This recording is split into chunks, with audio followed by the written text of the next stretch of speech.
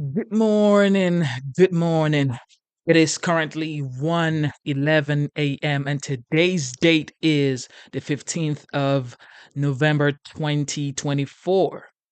How are we doing this morning? All right, I told you I was going to get back here, but of course I am late. But who sleeps anyway? Okay. All right, I am here, guys. How are you doing? How are you doing? How was your day yesterday? Did you eat dinner? And did you get some rest? It is what? What's today? Today's Friday. Yes, today is Friday, guys. Are you getting ready for the weekend? Are you getting ready for the weekend?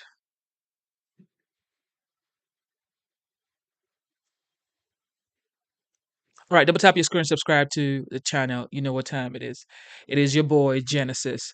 And of course, the title for this early morning, or would you say past midnight, is greatness comes from pursuing excellence. Okay.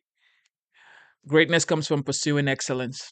And why do I say greatness comes from pursuing excellence? One thing is for sure, to achieve greatness, it is a lot of work, a lot of focus, a lot of grace from God, a lot of luck, like some people would call it. However, you can only achieve greatness by pursuing excellence consistently. Okay. Just take a look at the man that you have on your screen up here. His name is Donald J. Trump, and he was the 45th president of the United States, as well as the 47th president elect. And as you can see right there, he was at, it was given a remark at an American First Policy Institute gala. And this man is the 47th president of the United States. With everything he had to go through to become the 47th, he was indicted, a lot of bad press, a lot of BS he had to go through. But look at him today. He is the 47th president of the United States. So, ladies and gentlemen,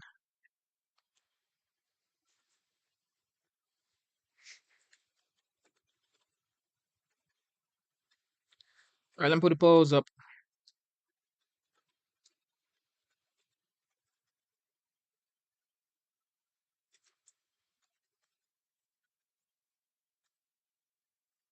All right, here we go.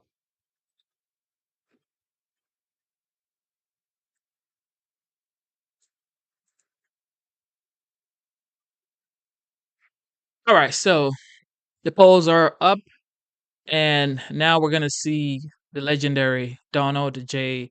Trump give a remark at AFPI. And of course, you know, his theme has always been America First works. All right. And yes, he has also appointed RFK Jr. as the HHS. Okay. He has appointed, or he has nominated Robert F. Kennedy Jr.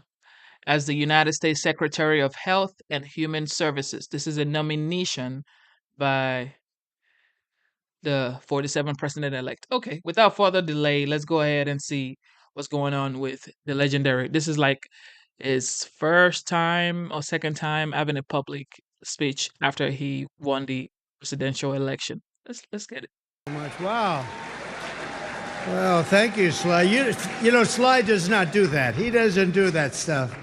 And he did a beautiful job, and I want to thank you and John Voight for being here. John, the great fight movies, I think Sly has a lot of them, and John has The Champ. What a movie that was, right? But I want to thank everybody for being here. You know, when Mrs. Post and E.F. Hutton, her husband at the time, when they built Mar-a-Lago many years ago, the Roaring '20s, it was the Roaring '20s, and we're hotter right now than they ever were in the Roaring '20s, I believe. And we're going to be a lot hotter, but we're going to keep it going. We're not going to have 1929 happen. Although, if it would have continued the way it was, it might not have been too good. But when they built it, nobody knew what was going on. Nobody knew opulence. Nobody knew real luxury. Nobody knew poverty. They didn't know anything. And they learned a hard lesson. In 1929, they learned a very, very hard lesson. And we're going to turn our country around. We're going to make it so great, so strong, so powerful. We're going to bring it all back. I want to thank some people that have been so instrumental in doing such a great job in terms of not only policy, but people, and people love them. Brooke Rollins, who put this on with Linda McMahon. Linda has been a great friend of mine for a long time, right, Linda? I want to thank you very much. And the America First Policy Institute, what a job they've done. But I said, you know, the policy is much more important if we do it for 8 years than it is if we do it for 4 years. So I said, let's do this. Don't worry about your policy. Let's get out and let's win the election. But nobody knew we were going to win it the way we wanted. That was a big one. So that was really great. And Javier, I'd like to congratulate you on the job you've done for Argentina. Your speech was beautiful, but the job you've done is incredible. Make Argentina great again. You know, MAGA. He's a MAGA person. And you know, he's doing that. He's actually doing that. Just happens to work with EA. That one we don't have to worry about. It doesn't work so well with other countries, but you know what? I think your numbers are working also. You've done a fantastic job in a very short period of time. It's an honor to have you here. That's really great. Thank you. Also, Speaker Mike Johnson, wherever you may be, Mike, in this very big and crowded room. Thank you, Mike. I went yesterday, just in case, I said, look, I want to tell you, I'm behind this man 100%, and he got 100% of the vote from Republicans. Are you sure? You sure, huh? No, he's doing a great job. Nothing easy. We actually had one little period, about 4 weeks, where we had a majority of 1. That was not pretty, right? And you handled it beautifully. He just kept that stiff upper lip. But he's doing a really good job, and that was a great vote you got yesterday. Totally unanimous vote. Congratulations, Mike. That's beautiful. Members of Congress, all of whom voted for Mike, and they've been my friends. It's just a small group, but we have a lot of them outside, and we have a lot of them coming over the weekend. Byron Donalds, the star. Where's Byron? Byron, what a star. What a star. Thank you, Byron. Ronnie Jackson, Doc Ronnie, He's been a lot of things. He was my doctor. He was a great admiral, you know, highly respected admiral, great doctor at the White House, and now he's a very popular congressman. He won by 48 points. That's pretty good. Of course, it was a very, very Trumpy district, but he won by 48 points. But when he was a doctor, they asked him the question, the fake news, which is here. Look, wow, that's a lot. That's a lot. We invited him, and they said, can we come in? I said, we have nothing to hide as Republicans, right? We have nothing to hide. But they asked Ronnie, they asked the doctor, he was up in the podium, who's the healthiest? Because he was the doctor for Barack Hussein Obama, Donald Trump, and he was the doctor for Bush also. They said, who's the healthiest of them all? He said, without question, it's Donald Trump. And I said, I like that guy. I said, I like that guy. And he's doing great. Jason Smith is here, a great, great congressman. Wesley Hunt, wow. And Mike Waltz, who's going to be doing a little other work for us in the very near future. We just nominated him, and he's going to be doing a great job in the administration. And I promised Mike that I wouldn't be taking too many more before we start counting the votes, okay? He said, please, could you slow down a little bit? I just like the people in Congress, Mike. I'm sorry. But no, don't worry about it, Mike. Just relax. Just relax. We have a man who has a seriously high IQ. You know, I'm a person that believes in high IQs, and his is about as high as they get.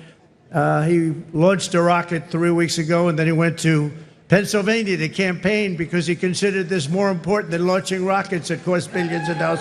Elon Musk. Elon.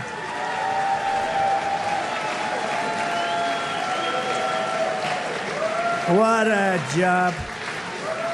What a job he does. He's a great, and he happens to be a really good guy. You know, he likes this place. I can't get him out of here. He just likes this place. And you know what? I like having him here, too. He's good. He's done a fantastic job. Really an incredible mind, and he's an unbelievable entrepreneur, sort of everything. I'm asking him, what do you do best? and we were not able to figure it out, but it's a lot of things. Another one who's another great mind and a great guy and so popular, and I think he's right. He wants to make people healthy. It's driven him pretty wild over the last number of years, and the Democrats didn't treat him well. He was doing fantastically well, and I think they came out with some rule that you had to do this, Mike. You had to get 70 or 75% of the vote to qualify to be in the primary. That was a pretty tough thing to get.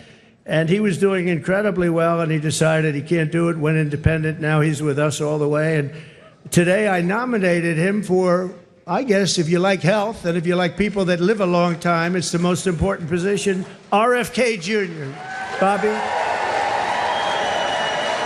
Good.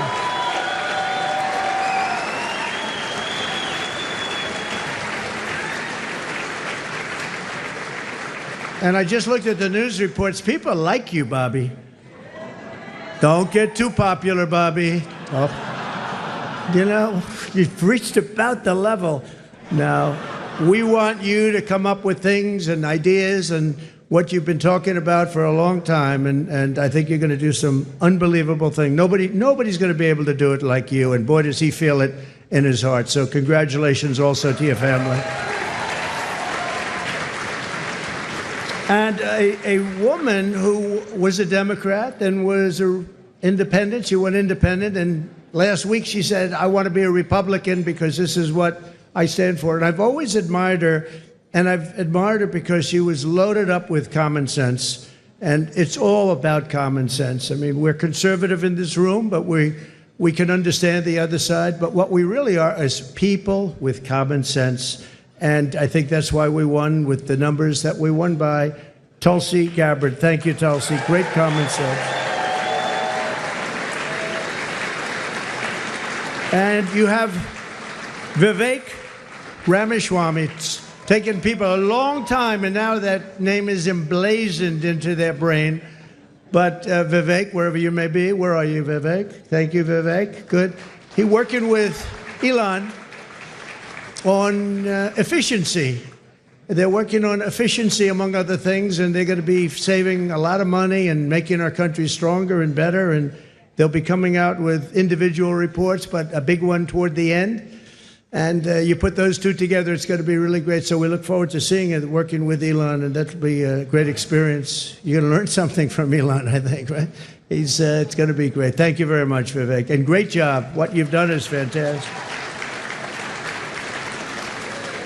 And somebody that I've admired for a long time, but I've really gotten to know him in my political life, but especially, I think, over the last year, more than maybe ever before, maybe more than even in the first 4 years, because we had a tremendous success through my first term, and then bad things happened, and we had to wait. I couldn't wait. I was saying, they're not going to do it. They're not going to help us. They're not going to save this country. And it really dawned on me about 10 days out. I said, wait a minute, with 10 days, I waited 4 years, 3 years, 2 years. All of a sudden, it's 10 days, and then every day seems so long. But I knew by the crowds we were getting it was going to be really something. And Newt Gingrich got up, and he said, this is a very special thing that's happening, because nobody has ever had crowds, and they just wanted hope. They wanted something. They just didn't want what they had, and nobody expressed it more beautifully than Newt Gingrich, and thank you, Newt, very much. It was really beautiful. And Callista, thank you very much. Thank you, Callista.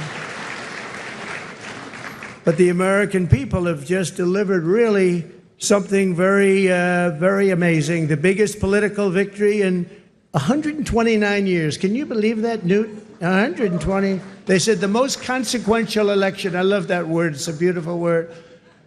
Most consequential election in the last 129 years. Wow, that's something. So we swept all swing states. We won the popular vote. Oh, I love that. You know, in the last one, in my first term, they said he won the election, but they always followed by he didn't win the popular vote. That's what they say. I don't even know is it true or not. Who knows? But they would say he didn't win the popular vote, and we won the popular vote by records now. So nobody can say that anymore about us. Nobody can say that because we won the popular vote. And I didn't win it. The people won it. The great people of our country won the popular vote, and that's what they wanted. And this was something really special. Won the White House, recaptured the Senate, and now, as of today, recaptured the House. Thank you very much, Congressman.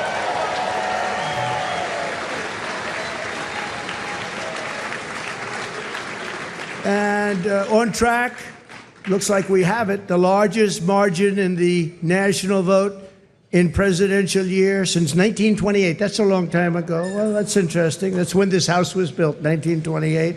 It took a lot of years, but that was when it was completed. And something that I just read here, and I saw from one of our friends from the news, from the media, we won, I didn't know this, we won 49 out of 50 states, shifted toward the GOP significantly. That's a big number. So we won the largest share of black and Hispanic votes of any Republican in the history of our country, recorded history of our country. So we won, think of that. We won the largest share of black and Hispanic voters. That's so incredible. They're unbelievable people. We respect them. We admire them. They've been through a lot. And they like us, and it wasn't easy. It wasn't easy, but if you take a look at the border of Texas, the governor called me, Greg Abbott, who's a great guy, called me up. He said, you won every single town on the border, and these towns were always blue. They were a dark, strong blue, and we won every single town up and down the border in Texas. We won with married women. What about unmarried women? What happened to unmarried women? We won with married women. We won half of all ages. Think of that. More than 50% of the 18 to 29-year-olds, the highest in many decades, the highest number. And again, it really has to do with common sense. You know, people don't want men playing in women's sports, right? They don't want it. They don't want it. You know, I said that during the last few weeks, I was very heavy on the common sense things, like they want a border. They want people to come into our country. They do. They don't want to have exclusion, but they want to come in legally through a system. They don't want them coming in through prisons and through where you dump a prison from countries all over the world, dumping prisons into our country. The prisoners dumped into our country by the millions. They don't want that. They don't want all of the kind of things that they don't want drug dealers. They don't want gang members. They don't want people that are causing trouble. They don't want people that the country doesn't want. And they had I would say a truth, Elon would say an X, but it came out and it had 12 different things, and it went down a list of things, and part of it was that the cartels were bringing in drugs. They don't want them. It's stopping you. Wait till you see the numbers that are going to be released. In 2 days, things happened to our country. This is 2 days as of 3 days ago, but things are happening to our country that we didn't see happening for years. The caravans on the way up, 35,000 people, they're breaking up. They're breaking up. They're not making the journey. And we had 3 or 4 of the highest, I guess almost every single day we set new records in the stock market. We set new records economically. We're doing great. Now, the only thing is, Mr. Speaker, I think it's important, maybe you should pass a bill. You have to start my term from November 5th, okay? Or November 6th if you want. November 5th, because the market's gone through the roof. Enthusiasm's doubled. It's doubled in the last short while. And I watched a liberal commentator say, you know, whether you like him or not, there seems to be a beautiful light shining over our country and even over the world. I said, this guy didn't say that. But we have to defeat inflation, and while inflation's down, the costs are way too high. And when I went around, I heard something that was very interesting, the word grocery. It's sort of such a strange and simple and nice word. You know, I'm going out for groceries today. They talked about that more than any other item. The groceries are too high. And when you think about it, that's a very bad thing. And I talked about that a lot in the last couple of weeks, and it resonated. I tell a story about a woman. She got 3 apples, an old woman. She had 3 apples, and she brought them up to the cash register, and she looked at the woman, and she said, "Is that the right price?" And the woman said, "Yes, ma'am, I'm sorry. Yes, it is." And she said, "Oh, that's okay. Could you wait 1 minute?" And she took one of the 3 apples, and she brought it back to the refrigeration, and she came back gently up to the cash register, and she paid for 2 apples instead of 3. That should not be happening in our country. That should not be happening here. It's not going to happen here. We're going to make it a much different place. We're going to slash energy costs. We're going to get your energy bills in half, and that's going to bring down the cost, generally speaking. And we're going to have a whole new. We have a big announcement, and I won't tell you the name of his the exact name. I think he's an incredible person. He's got an unbelievably wonderful wife named Catherine. So I won't tell you his name. Might be something like Burgum. He's from North Dakota. He's going to be announced tomorrow for a very big position. So everybody's waiting. There he is. Hi, Doug. He's going to be announced tomorrow, and we have somebody else that's probably coming up with him to be announced, who's a big one. And we're going to do things with energy and with land, interior, that is going to be incredible. And so I look forward to doing the formal announcement, although this is a pretty big announcement right now. Actually, he's going to head the Department of Interior, and he's going to be fantastic. All right. Good, Doug. Congratulations, Catherine. But we'll make the formal announcement tomorrow. All right? We're going to reduce regulation, waste, fraud, and inefficiency, and these 2 guys are going to find a lot of it. We're going to clean out the corrupt, broken, and failing bureaucracies, and that's what we're going to be doing. And we're going to stop child sexual mutilation. We're going to stop it because it's time. It's time. It's time, and it's not right what's going on. It is mutilation, and it's not going to happen. We have to stop it. We have to get back to a great country with low taxes and strong military. We're going to fix our military. We did it once. Now we're going to have to do it again. We didn't know a big chunk of it was going to be given to Afghanistan. We're going to work on Middle East, and we're going to work very hard on Russia and Ukraine. It's got to stop. Russia and Ukraine's got to stop. Thousands and thousands. I saw a report today. Thousands of people over the last 3 days were killed. Thousands and thousands of people were killed. They happen to be soldiers, but whether they're soldiers or they're people sitting in towns, we're going to work it. So I just want to thank everybody for being here tonight. I really want to congratulate Linda, you and Brooke for the job you've done. And it's an honor to be here. And thank you, Sly. Thank you, everybody. Great honor. Thank you very much. Thank you. Thank you for tuning into the live show. You know what time it is. It is your boy, Genesis. Thank you for tuning in. God bless you. Double tap your screen. Let's get the likes up, guys. Let's get the likes up, okay? Consider liking the show. Consider subscribing to the channel. We just heard the 45th, who is now the 47th President-elect, Donald J. Trump, at the AFPI event. And, of course, he couldn't wait to name the Secretary of Interior.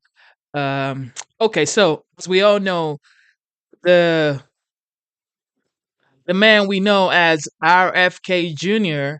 has now been nominated for United States Secretary of Health and Human Services. Okay, so it's like HHS, all right? Everybody's going bunkers, especially this guy's right here. The daily parade of controversial in-your-face names for President-elect Donald Trump's cabinet. According to 2 people close to this situation, President-elect Trump is on the verge of announcing Robert F. Kennedy Jr., the vaccine denier, as his next Secretary of the Department of Health and Human Services. RFK Jr., a devout skeptic of childhood vaccines, endorsed Trump after suspending his own presidential campaign in August. He has been advising Trump's transition team. Here's just one of his many controversial comments, this one about COVID. The vaccine denier, bro. COVID-19 This is guy's targeted to attack Caucasians and black people. The people who are most immune are Ashkenazi Jews and Chinese. But we don't know whether it was deliberately targeted that or not. Not true and stunningly quackery. This news about RFK Jr. comes as aftershocks have yet to die down over Trump's announcement that he wants now former Congressman Matt Gaetz of Florida to be Attorney General. Let's get right with CNN anchor Caitlin Collins. Caitlin, what do we know about how Trump came to this decision about RFK Jr. that I feel is clearly going to upset the medical and scientific community, whether they're Trump supporters or Harris supporters? Yeah, it'll be interesting to see. I mean, talk about tough confirmation battles, Jake. This is going to be an interesting one to watch, just even if it gets out of the committee, because that had been a major concern here. But I have been in Palm Beach ever since Trump won the election, Jake, basically day by day. And by being down there, none of this is a surprise that Trump is on the verge of announcing RFK Jr. as his pick for HHS secretary.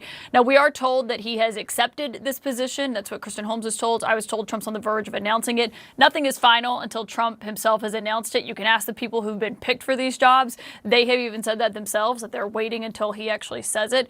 But this one was pretty clear. The writing was on the wall that Trump really wanted to give RFK Jr. essentially whatever job he wanted in the federal government after he won the election. The two of them have grown quite close ever since RFK dropped out of the presidential race and endorsed Trump here. He's been hanging out at Mar-a-Lago. I saw him when I was in Palm Beach, a very tiny island. It was kind of teeming with all these people who were cabinet hopefuls. And now Donald Trump has offered him this job as the Health and Human Services Secretary, which is obviously a huge and encompassing job, Jake, and we saw just how important it is and how at the forefront it can be when the COVID-19 pandemic was happening. And what's happening behind the scenes here, Jake, is that RFK Jr. very clearly wanted a job in the federal government. And when I did an interview shortly before the election, maybe 10 days or so before, with one of the Trump transition co-chairs, Howard Lutnick, who is essentially in charge of all the personnel aspect of this, the other co-chair is in charge of the policy side, we asked him specifically about this because he had just sat down with RFK Jr. for about 2 hours. In that interview with me, he then repeated the very same vaccine conspiracies that we have heard RFK Jr. baselessly promote that are inaccurate. And in that interview, though, Jake, Howard Lutnick told me that RFK Jr. was not going to be getting the job at HHS. I followed up and confirmed because the question then before the election had been whether or not he could get confirmed in the Senate. It seemed very unlikely at the time. I think now, with what we've heard from other Senate Republicans on these other controversial picks, it's still a question of whether or not that can happen. I don't think anything is a given no at this moment. And this is something that Trump was prioritizing, Jake, because he does have this close relationship with RFK Jr., wanted to give him the job he wanted, despite what he has said before, and despite real concerns that we've heard from people about what the authority of running HHS would do and how RFK would wield that authority. What do you think the mindset is of President Trump when he makes picks like these? Is he, I mean, obviously these are all very, very loyal aides, advisors, and the like, people who have defended him, campaigned for him. So I get that that's important to President Trump and to any leader, really, to have loyalty. But there seems from the outside almost like a daring the Republicans who run the Senate to go against him kind of quality to this. I mean, these are, with the exception of Marjorie Taylor Greene, who he has not named anything yet, these are a number of, these are lightning rods, not just, among the media, not just among Democrats, not just among never Trumpers, among the American people, among experts in intelligence or the Pentagon, or law and justice, or in health and medicine. Is that part of the attraction? I know he likes to disrupt things, but is that part of it? Or is it just, I have a mandate, I won handily, and I'm going to do whatever I want?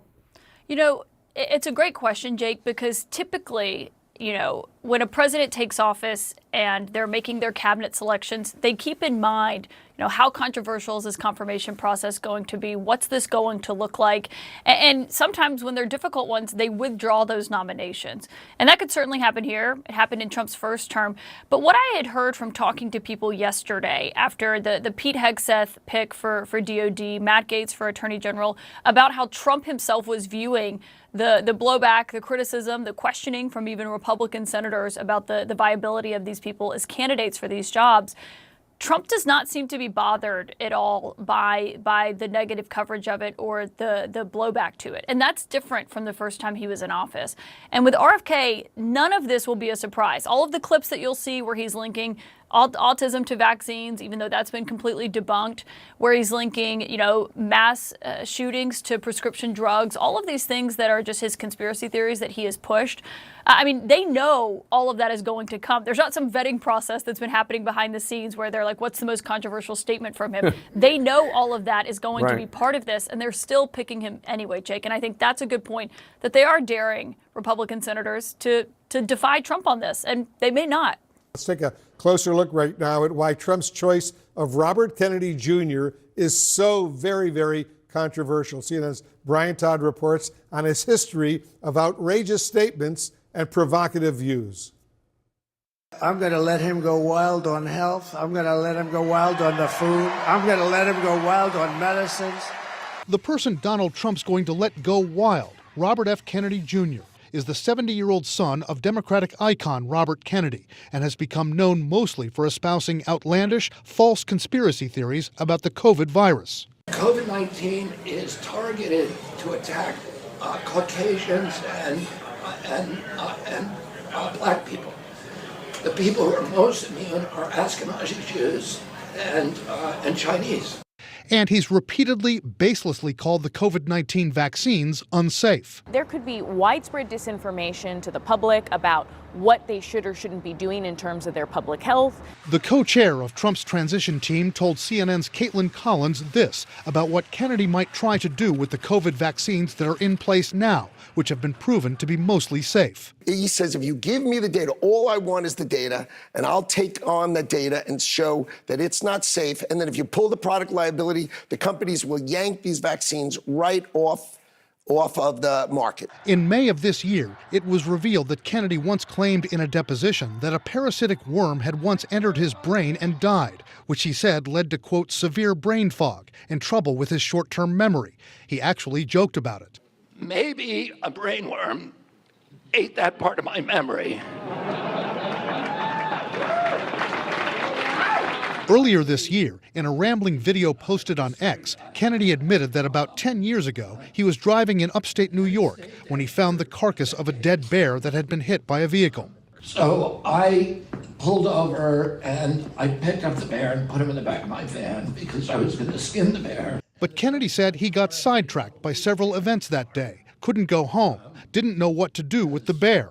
So he decided to leave the carcass in New York's Central Park and make it look like a bike accident. So we went and did that, and we thought it would be amusing for whoever found it or something. The whole story, the wild, weird story that RFK Jr. told about the bear cub and how it got into Central Park has really made an impact, and not a positive one for him. This summer, an article in Vanity Fair had a photo of Kennedy appearing to pantomime eating a dog carcass. Kennedy denied it was a dog. It's actually me eating a goat in Patagonia. That same Vanity Fair article published allegations that Kennedy had sexually assaulted a former nanny for his family. Kennedy sidestepped the accusations. I am not a church boy. Robert Kennedy Jr. has already floated ideas for major turnover at public health agencies. In one recent interview, he said he would cut employees at nutrition departments inside the U.S. Food and Drug Administration. And at a recent conference, he proposed replacing about 600 officials at the National Institutes of Health with hand-picked staff. Wolf? Brian Todd reporting. Brian, thanks for that report. Let's discuss what's going on. Joining me now, the chief medical correspondent for CNN, Dr. Sanjay Gupta. Sanjay, thanks so much for joining us. What medical misconceptions, false claims has RFK Jr. promoted that cause so much concern? Well, I think a lot of it does have to do with what Brian was talking about and vaccines specifically. He's talked in the past about COVID specifically being bioengineered to attack certain demographics of populations. But when it comes to vaccines and his continuously talking about the connection between vaccines and autism, for example, I think that's what probably gets the most attention. He's sometimes tough to pin down, Wolf, because he'll say one thing at one time and then say something else, or say that he didn't say that. He has said in the past that there's no vaccines at all that are safe and effective. And then he said there are some that are probably a good idea. So it's a little bit challenging, but I think it really revolves around infectious diseases primarily, Wolf. What else, Sanjay, have members of the medical and public health community around the country said about the potential of RFK Jr. taking a larger role in the Trump administration? You know, there's a lot of concern, Wolf. Even over the last hour or so, I've been getting a lot of notes from people. I mean, I think it's fair to say that the medical community is not monolithic. There's disparate voices here, but they're pretty much in lockstep about the concerns with regard to some of these public health issues and RFK. I think those are that's sort of the big thing. But on the other hand, you know, there's kernels of truth in what he says when he talks about some of the real challenges in our overall medical system. We spend $4.5 trillion on healthcare in the United States, and we don't have very good results to show for that. Some of the worst results, frankly, in the developed world. 70% of chronic disease is preventable, according to some studies. And a lot of that has to do with how we nourish ourselves, the food and the types of food and the toxins in the food and things like that. So, you know, there's, I think, a fair amount of support. I mean, he's not the first person to talk about these issues, but there's no question that not a lot has been done about that. So I think on one hand, you have concerns over his comments on vaccines and the possibility of illnesses reemerging because of that. Mandy Cohen, who is the CDC director, was asked specifically about this, and listen to what she had to say. We have a very short memory of what it is like to hold a child who has been paralyzed with polio, or to comfort a mom who's lost their kid from measles. And it's not that many generations ago, and I don't want to have to see us go backwards in order to remind ourselves that vaccines work. They work, they protect our kids, they're our best defense against these terrible illnesses. These childhood vaccines, Wolf, is what Mandy Cohen is saying, have a lot of real-world data in terms of the benefits they provide, and sometimes people forget that because we haven't seen many of these diseases for a long time now. Congressman, now Senator-elect, congratulations on your big victory in Indiana. I want to ask you, you wrote on Twitter or X in June of last year, quote, Kennedy Democrats are finding out the hard way they no longer belong in the Democrat Party, not my grandpa's Democrats. I don't know if that's a reflection at all on RFK Jr. and his support for Donald Trump, but do you think RFK Jr. is the right man for this job? Well, this is the least surprising pick that Donald Trump has made so far. He campaigned on giving RFK Jr. a seat at the table in his administration and putting him at the Department of Health and Human Services.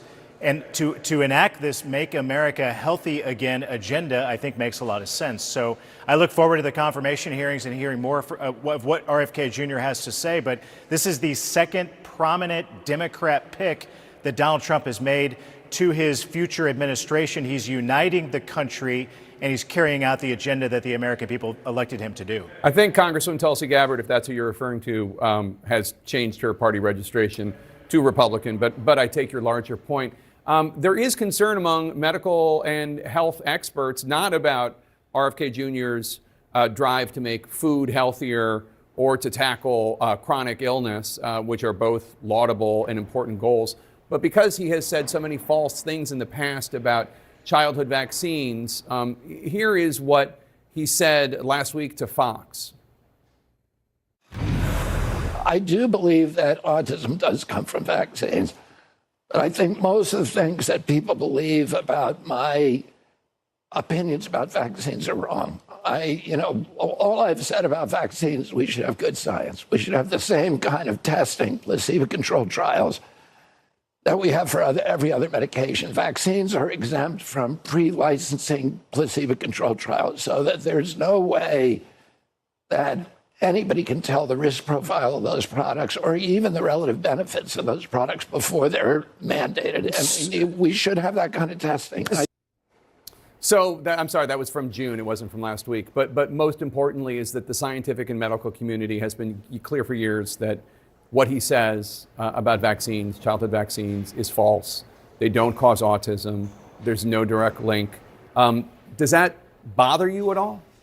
Look, Jake, in the election, Donald Trump won the popular vote. And one of the things that he promised on the campaign trail is to have a serious and thoughtful conversation about vaccines, especially after the pandemic. Mandatory vaccines is a topic that a lot of American voters want us to tackle on Capitol Hill. So I imagine this will be a big topic of discussion in the confirmation hearings. But remember, it's Congress that makes policy and works with the President Trump, to carry out his agenda, and the secretary will be on hand to execute that agenda. So I feel very comfortable with RFK Jr. having a significant seat at the table to lead big debates about this at a time when obesity is so high, when healthcare issues are so important. And I'll tell you, after serving on the House Education Committee for the past 8 years, RFK is eminently better qualified and more prepared for Secretary Becerra, who sits in that role today, to carry out the agenda that the American people want. Let me ask you, because you were a member of the Navy Reserves, you served in Afghanistan. Steve Bannon had this to say this week. He was talking to Eric Prince, former head of the private military firm once called Blackwater, on his War Room podcast. Take a listen. My strongest recommendation to the president, I think Mike Davis would support this, is to on day one, recall General Milley to active duty, which the president's commander-in-chief has full authority to recall him to active duty and make him face a court-martial. Yeah, he acknowledges that he was in contact with the Chinese counterparts. Is that really within the Constitution for him to be doing that? I don't think so. That's not his role. Look, there needs to be a culling of the senior ranks. Milley, as you know, reached out to his Chinese counterparts when he was chairman of the Joint Chiefs of Staff to reassure them after the election not to say anything contrary to what President Trump was saying at the time. But I just wonder, as a general note, do you support the kind of retribution and potential purging of military leaders that's being discussed right now? Look, Jake, General Milley is the most political general that I think we've had, at least in a lifetime, if not much longer. He politicized a role that should never be political, and he should be held accountable for that.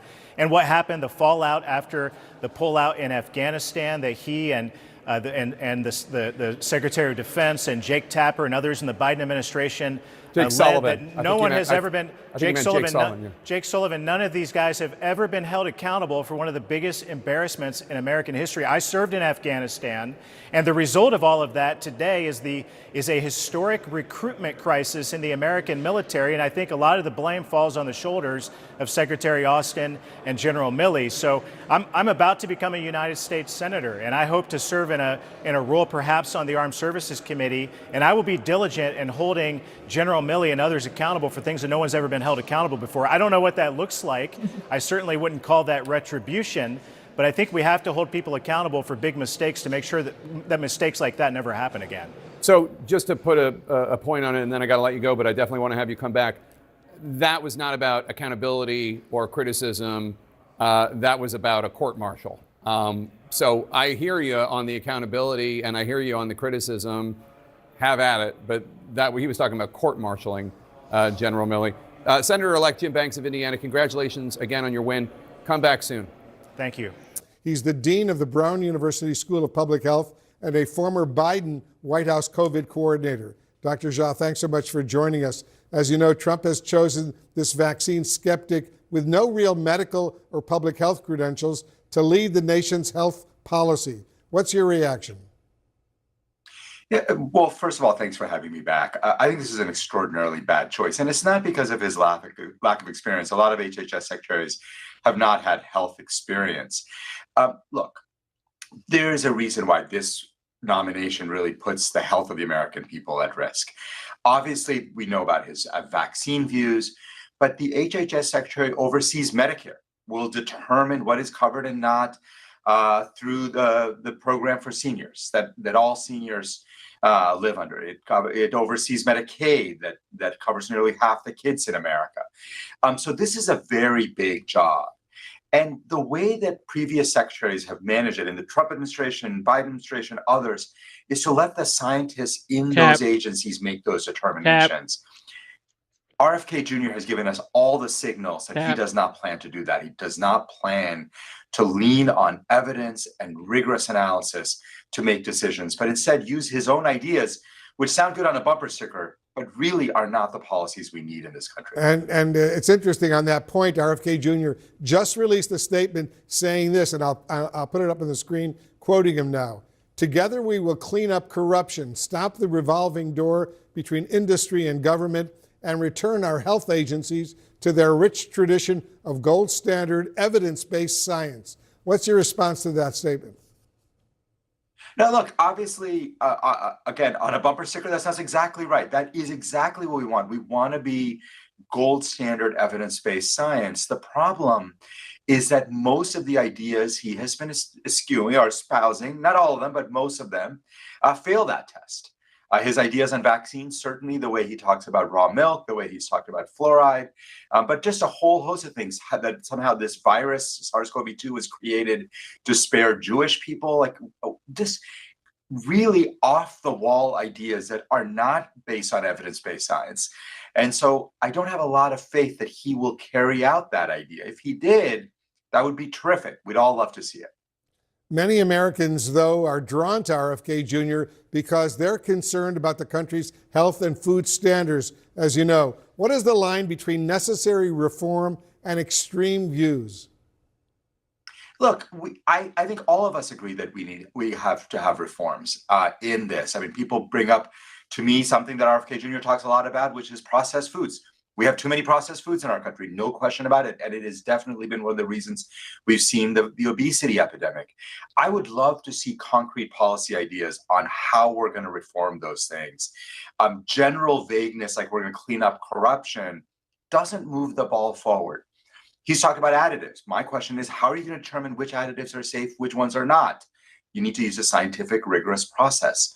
If he's willing to do those things, I think we should all be open to hearing those ideas out.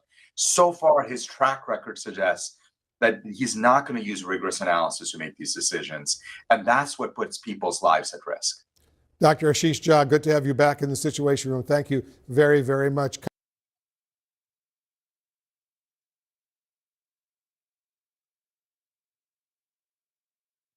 Thank you for tuning into the live show. You know what time it is. Look, you heard it yourself. RFK is saying he wants to keep the children safe. He wants to keep the children healthy. He want to keep people out of getting too big. And 71% of adults can't even get into the military.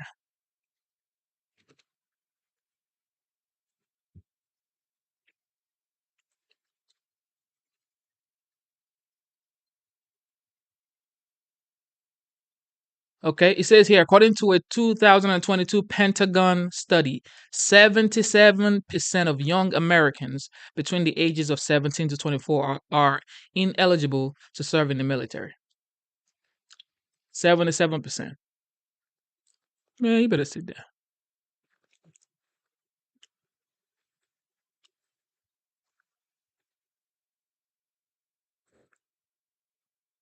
All right, breaking news. These are pictures from just a couple moments ago at Mar-a-Lago. RFK Jr. is there for a gala. Trump, of course, just tapping him to lead the Health and Human Services Department. RK file revealing Kennedy shared a theory a while ago that man-made chemicals in the environment are making children gay or transgender and causing the feminization of boys and masculinization of girls. The capacity for these chemicals that we are just raining down on our children right now to induce these very profound sexual changes in them is something we need to be thinking about as a society. They're swimming through a soup of toxic chemicals today. All right, Andrew Kaczynski of K-File uncovered this, and he's out front now. So, Andrew, all these things are going to come up in a confirmation hearing. All of this is going to be discussed, and there's a lot more where that came from. Yeah, that's right. He has repeatedly suggested that man-made chemicals in the water could be making children gay or transgender. He's also suggested or spread this unfounded theory that chemicals in the water could be responsible for the feminization of boys and making girls more masculine. Now, the experts that we previously spoke to last year when he was running for president strongly pushed back on those claims. Take a listen to just a few more of what Kennedy was saying in those comments. Okay. There's atrazine throughout our water supply. Atrazine, by the way, if you in a lab put atrazine in a tank full of frogs, it will chemically castrate and forcibly feminize every frog in there. What does this do to sexual development in children? Nobody knows, because we know what it does to frogs. So you asked experts about these claims, right? What did they tell you? Yeah, and people probably maybe remember that Alex Jones went viral for making similar comments a few years ago. He said they were putting chemicals in the water that were turning the frogs gay. Now, the experts that we talked to about this, they basically said, you're comparing apples to oranges here. We're humans, frogs are amphibians. With humans, our sex is determined at the moment of conceptions. Frogs' sex is determined by a number of environmental factors. So they said this is not actually a surprising thing. We did pose this question to the Kennedy campaign. How do you square what he said with what all of the experts that we spoke to said?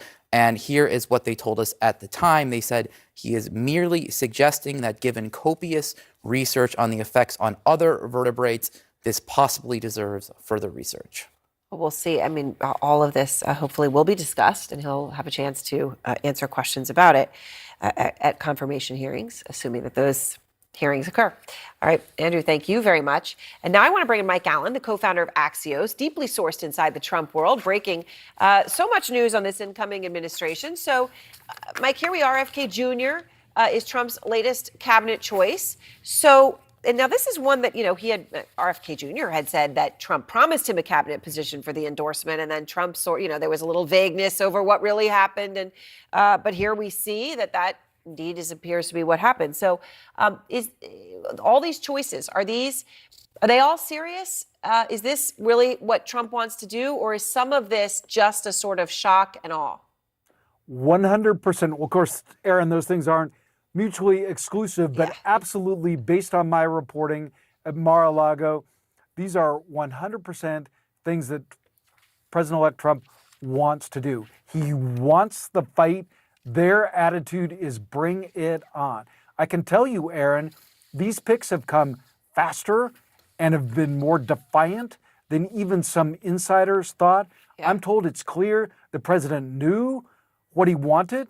They thought that he would spend much more time with these lists, considering the options, but he feels like he has a mandate. He feels like there's a lot of people that think he has a mandate. He's learned over the last 4 years what he's up against. And the way they put it to me is, you want to be in a foxhole with fighters. You want to be in a foxhole with people you trust. But, Aaron, I can tell you, here on Capitol Hill, where the CNN bureau is, as I talk to people here, real concern about these picks. So you mentioned the RFK confirmation hearing. The Trump view is that's a great opportunity. There's going to be no bigger stage to air many of what Robert F. Kennedy Jr. believes. That, yes, they're going to ask him about vaccines and fluoride, but he's going to talk about how the healthcare system is broken. Yeah. But Aaron, listen to this math. The Senate can only lose 3 Republicans to pass with an all-Republican vote. That would leave J.D. Vance breaking the tie. But Aaron, Axios has reporting that 4, 5, sometimes even 6 senators may be against some of these picks. Now, with Matt Gaetz for Attorney General, he's going to get only Republicans. They can't lose many. Trump people tell me they're optimistic that RFK might pick up some votes from the family's Democratic side of the aisle. Which is interesting. And, and I had mentioned earlier, Democratic Governor of Colorado, Jared Polis, had come out with a strong endorsement of Kennedy. In fact, even supporting him on vaccines in terms of not mandating or banning them. You do have reporting, though, you said about people around Trump had real doubts that he'd actually nominate RFK Jr. to run something. Maybe it would have been more informal. What more can you tell us about that? What were Trump's hesitancies? Yeah, there was some thinking. There were two options that I know were live. One was that he stays on the outside, makes money, and has his people in place at the agencies. Another possibility that was contemplated was, do you put him in the White House with some broad mandate? Then, of course, he doesn't face confirmation. And that's why, Aaron, I told you at the top, and our reporting reflects, the president wants the fight, welcomes the fight, and has gotten through these picks. He's more than half of his top picks are out. You saw just tonight his legal defense team going to be at the top of the Justice Department. I'm told that all the pushback over the incredible picks, defiant picks, surprising picks, aggressive picks over the last 48 hours, my conversations with his inner circle, zero qualms. Thank you for tuning into the live show. You know what time it is.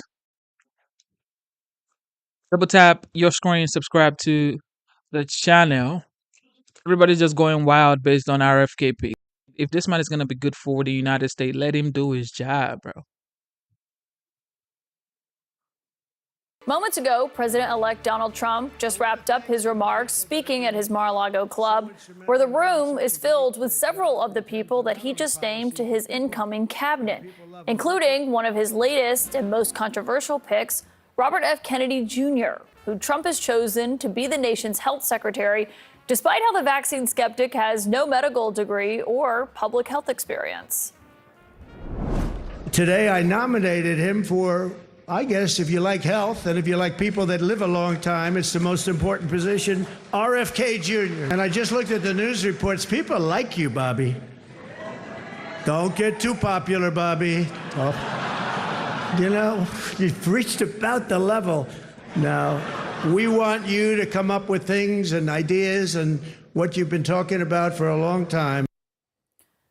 With that pick, Trump is tapping Robert F. Kennedy Jr. to run the sprawling Department of Health and Human Services if he's confirmed by the Senate, and that is still an if tonight. Kennedy would oversee agencies like the National Institutes of Health, the FDA, the CDC, the Centers for Medicare and Medicaid, operations of the Affordable Care Act, which provides health care for millions of Americans, just to name a few of the responsibilities that he would have. Saying that RFK Jr. is a vaccine skeptic is really putting it lightly. He has pushed conspiracy theories and lied about science on many occasions. Tiny infinitesimal amounts of mercury, parts per billion, will cause profound neurological injury in children. It's coming from our own vaccine. COVID-19 is targeted to attack Caucasians and black people. The people who are most immune are Ashkenazi Jews and Chinese. The capacity for these chemicals that we are just raining down on our children right now to induce these very profound sexual changes in them is something we need to be thinking about as a society. Even in Hitler's Germany, you could cross the Alps into Switzerland. You can hide in an attic like Anne Frank did. Today, the mechanisms are being put in place that will make it so none of us can run and none of us can hide. They're putting in 5G to harvest our data and control our behavior. Needless to say, that is not true. But to tell you how we got here tonight, RFK Jr., of course, had mounted his own presidential race. He later dropped out to help clear Trump's path to 270 electoral votes, and later formed a close-knit relationship with the Republican nominee, who promised on the campaign trail to let Kennedy go wild on health policy if he won. Now, Kennedy might get that chance. Just a few days ago, we heard from RFK threatening mass firings at the FDA, posting that the FDA's war on public health is about to end. Preserve your records and pack your bags, he said.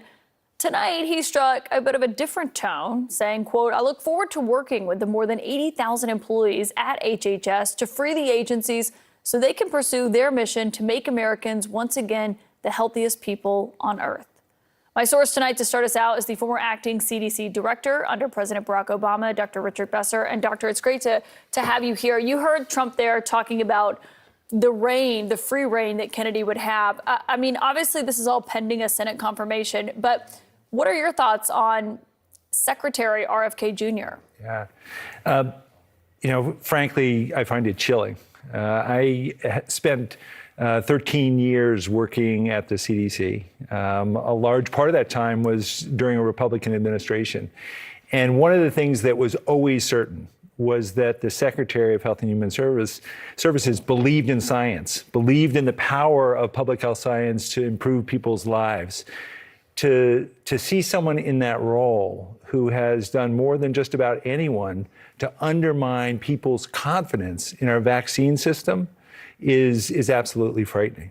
I practiced pediatrics for more than 30 years, and there was nothing that I did for the kids in my practice that I knew with certainty had more value in their life than making sure they were vaccinated fully and on time.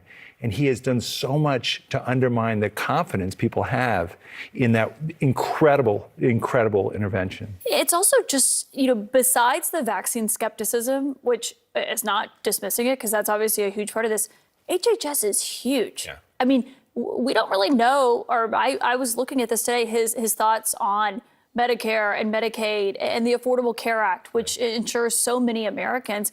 I mean, those are things he would have real jurisdiction over. That's right. The department touches every single life in America.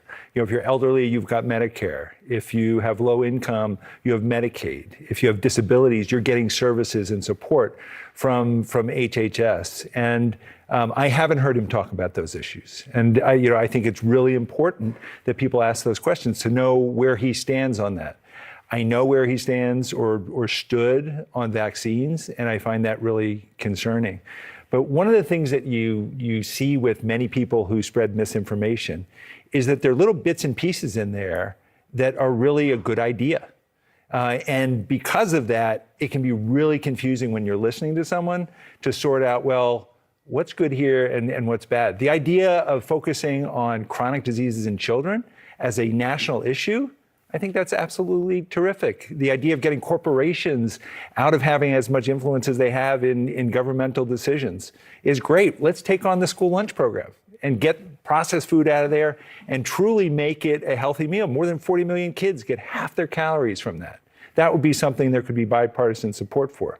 But those little bits and pieces of really good things are also mixed in with a lot of pseudoscience and information that is quite damaging. Well, and that's really the question here is when he is talking about that is often what we hear cited from people who say, I'm excited for this pick because he wants to, who likes processed foods or who doesn't think that those school lunches should be healthier. But then you also hear him saying things like linking vaccines to autism in children, which was debunked. And this isn't something that happened before and he's changed his mind on it because the transition co-chair, Howard Lutnick, who's running this, met with RFK Jr. in the lead up to the election. I had him sitting here and after a 2-hour meeting with RFK Jr., listen to what he said to me. So I spent 2.5 hours this week with Bobby Kennedy Jr. And it was the most extraordinary thing because let's face it, we've all heard on the news all sorts of sort of snarky comments about him. And I said, so tell me, how's it going to go?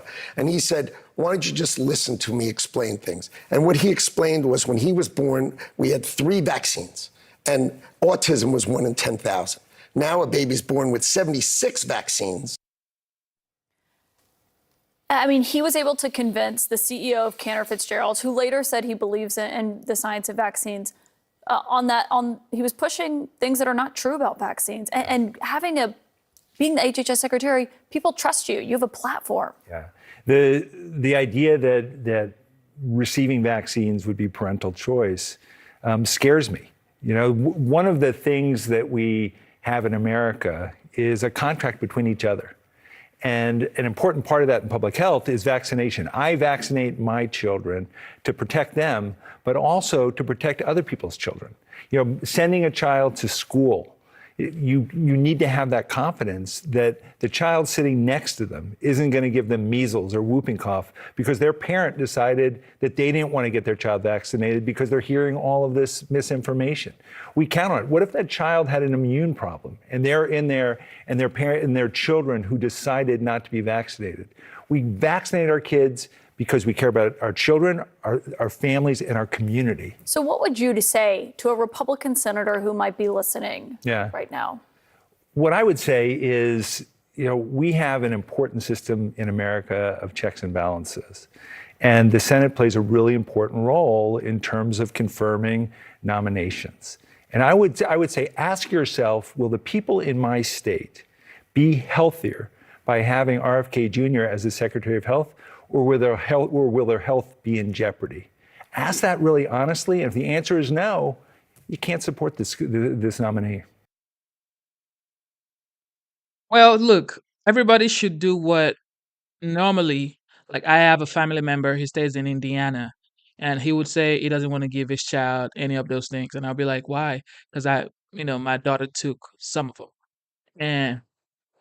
And she's like, because I always ask every time I get to the medical practitioner office, it's like, yo, what is that for? And they explain, this is for that. Okay, great.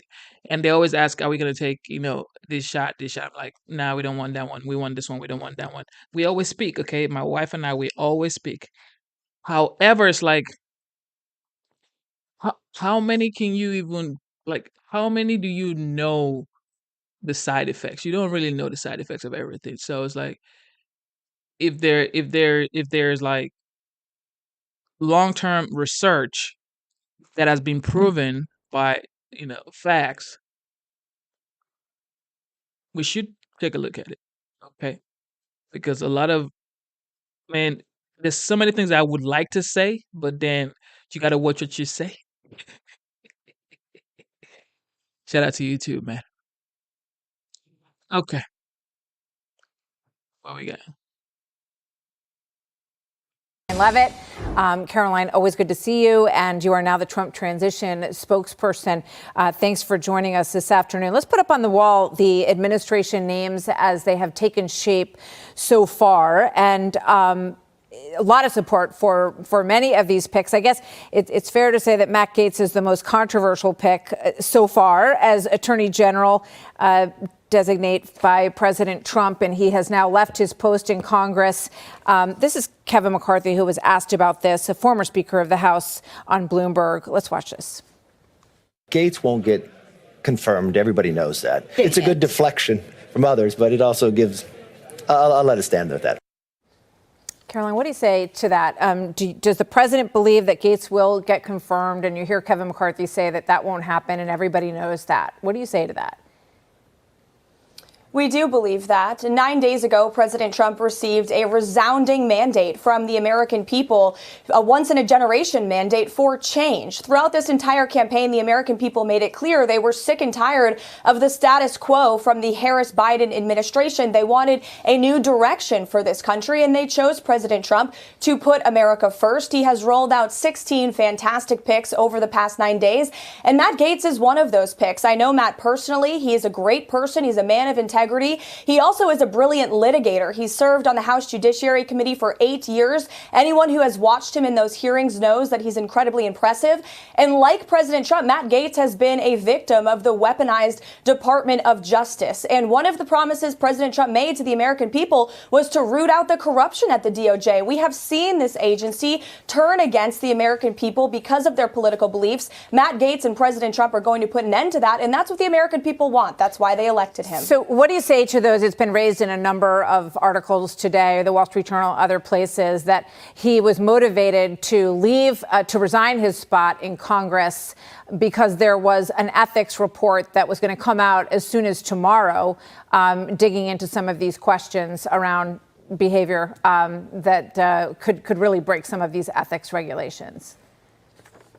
Congressman Matt Gaetz resigned his position from Congress because President Trump appointed him to be the Attorney General of the United States. It's a well-deserved position. Matt Gaetz is more than qualified for it. And again, the Biden Department of Justice investigated Matt Gaetz for years, and they cleared him of any wrongdoing. He and President Trump have both been victims of this weaponized DOJ. We've also seen the Department of Justice under Merrick Garland, who's been a disaster as Attorney General, a political person, not someone who actually cares about law and order, turn against parents at school board meetings, against Catholic Americans at church, having FBI informants infiltrate mass. These are unacceptable actions that have been taken over the past 4 years, and that's why President Trump appointed someone like Matt Gaetz, who believes in the rule of law and who will make a fantastic Attorney General for all Americans. I would also add, in Congress, Congressman Matt Gaetz has shown that he has a willingness and an ability to work across the aisle. He's worked with Democrats like Ro Khanna and AOC on legislation, and he'll do that in this position as well. Okay, let's move on to some of the others. HHS is one of the unfilled jobs. There was a lot of discussion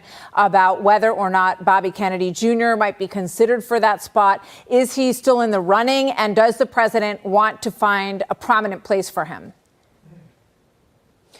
Certainly, President Trump wants to find a place for RFK Jr. He has made that very clear throughout the campaign. RFK Jr. is a once-in-a-generation thought leader. He's an independent mind, a critical thinker. We definitely need more of that in Washington, D.C. As for his specific position, I'll let President Trump announce that. But RFK Jr. will focus in the Trump administration on making America healthy again. That's another promise that President Trump made on the campaign trail. And with an appointment of RFK Jr. to whatever position President Trump decides, that promise will be delivered upon.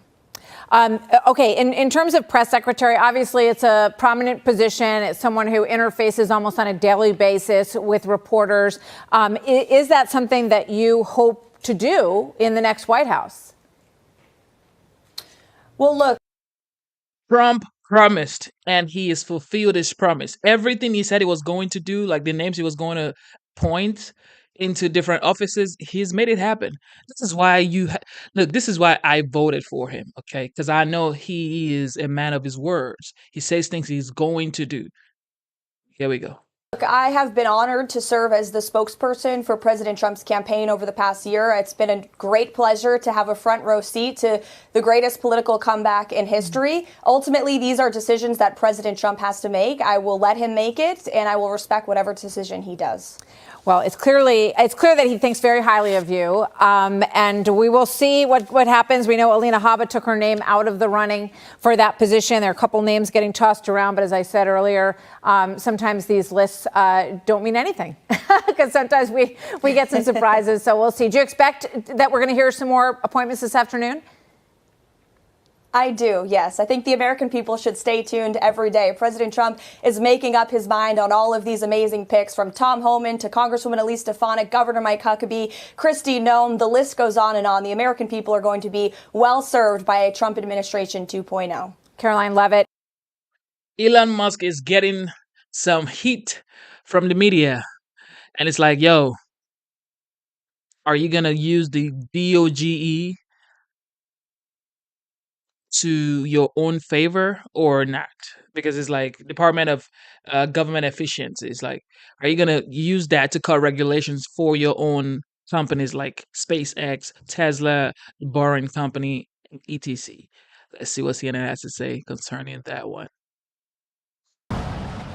Now to Donald Trump's new billionaire bestie. Since the election, Elon Musk has spent almost every day with the president-elect. He's been on the phone with world leaders, weighed in on critical cabinet choices at Mar-a-Lago, even joined Trump's trip here to Washington yesterday.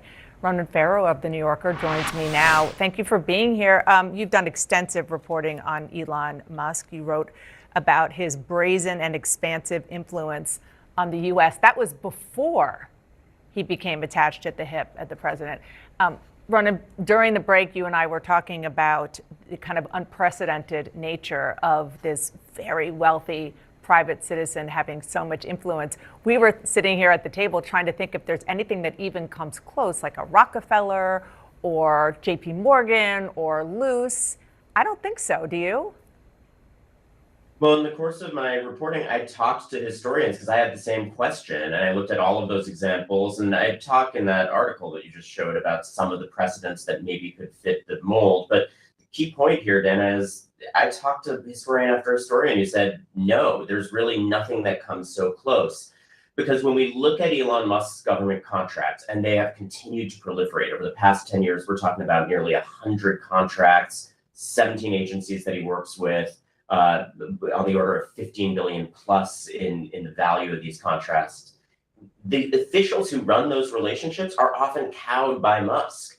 And these are also in incredibly national security sensitive areas of the government's operations. These are areas of key infrastructure, everything from the war in Ukraine, where his satellite access became really, really strategically important, and where DoD officials were telling me we can't control what he's doing in terms of giving or taking away that access that Ukrainian forces had, to domestic issues. We saw recently that he was part of hurricane relief and providing internet access in areas affected by that. And he felt very free and brazen to criticize government agencies involved in that hurricane relief response. So they really have a bull in a china shop in this relationship, and they don't have competitors to turn to in a lot of cases. All of that, historians told me, is a whole new level of private influence. And that's, as you point out, before the recent developments, where now he is more and more enmeshed in a new administration.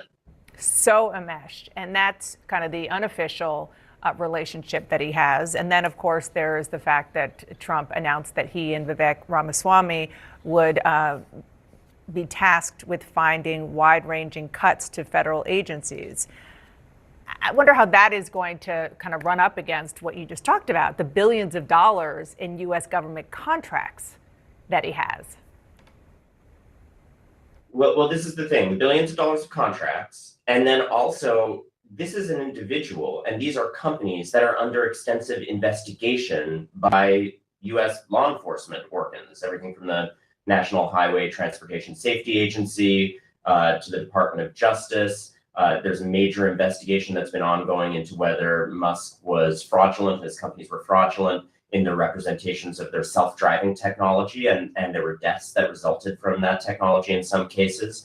This is not to demonize in a simplistic way. These are new technologies. There's always complicated regulatory issues around those. But these are particularly important technologies with life or death stakes, and the representations his companies make are really sensitive. And he's now positioning himself to have potential oversight of the agencies that are investigating him. So that's also a brand new phenomenon.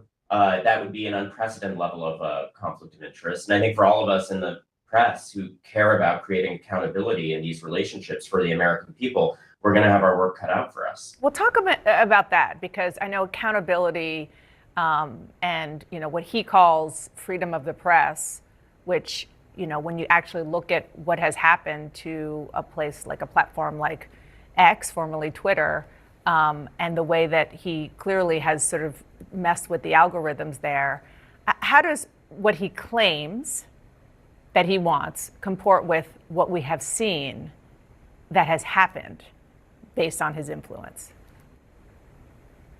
Well, it's completely opposite to the ideologies he's supposedly espoused all the way along when he talked about restoring a balance of free speech on this platform. Over and over again, we see analyses that are credible. This is not just anecdotal, showing that there's a real rise in not just all speech and radical speech on all sides, but a particular brand of right-wing extremism and misinformation on this site. And the warning signs were all there. This story that you mentioned that I worked on when I profiled Musk also got into his apparent personal turn towards right-wing radicalism. And there's a number of things in his personal life. He's talked a lot about his relationship with a trans daughter that he has as an origin point to that. But it all lines up in this very convenient way where a figure who had a lot of power, who was facing scrutiny from what he now decries as a liberal element in the government and in the public square, has been able to take control of really all of that. He found a way to inject himself into controlling the discourse that is quite unprecedented, to return to that word. I think it's really merited here. And he found a way to exercise what looks very much at this point like it might be actual control of a sort in his ability to cut the budgets of agencies that would otherwise be not just managing his relationships with the government, but investigating him. Yeah, I mean, we're talking about checks and balances and total control by the Republican Party here in Washington, and that doesn't even begin to touch some of the things that you're talking about, so important with regard to how much power he clearly has. Ronan, thank you so much for being here. Appreciate it. Thank you for tuning in to the live show. You know what time it is. Double tap your screen, and you know what time it is. Do what to do. Okay, so according to Kellyanne Conway, Trump is appointing change makers and doers. Now, concerning Elon Musk, okay, I mean, Elon Musk has proven himself to be a change agent. He has proven himself to be someone who cares about humanity. He's proven himself to be someone who is a, you know, revolutionary. So it's like, just give him a chance, though. All right. Joining me now, I'm only half kidding. Joining me now is the great Kellyanne Conway, former counselor to President Trump and host of Here's the Deal on Fox Nation, and Newt Gingrich, former Speaker of the House and a Fox News contributor. Welcome to both of you. Newt, you look great. Terrific, great. Kellyanne, you look great. I love the pink. Kellyanne, I go to you first. I think Joe and Jill Biden voted for Donald Trump, and I'm not really kidding. No, why wouldn't they? I mean, Kamala Harris made very few things clear in her campaign, but she made very clear, I'm not Joe Biden. I'll be different than Joe Biden. My presidency will not be Joe Biden's. And then, of course, Sunny Hostin and the Women of the View sunk her by asking her the very simple, obvious question, what would be different than Joe Biden? And she couldn't name a single thing.